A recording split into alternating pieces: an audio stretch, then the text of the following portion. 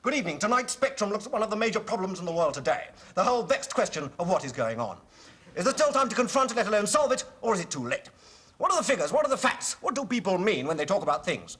Alexander Hardacre of the Economic Affairs Bureau. In this graph, this column represents 23% of the population. This column represents 28% of the population, and this column represents 43% of the population.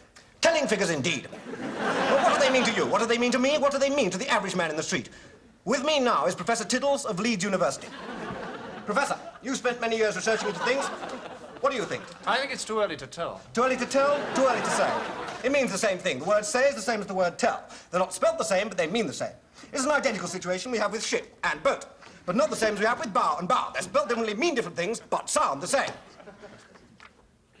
But the real question remains, what is the solution, if any, to this problem? What can we do? What am I saying? Why am I sitting in this chair? Why am I on this programme? And what am I going to say next? Here to answer this is a professional cricketer. I can say nothing at this point. Well, you were wrong, Professor. Hello. Hello. So, where do we stand? Where do we stand? Where do we sit? Where do we come? Where do we go? What do we do? What do we say? What do we eat? What do we drink? What do we think? What do we do?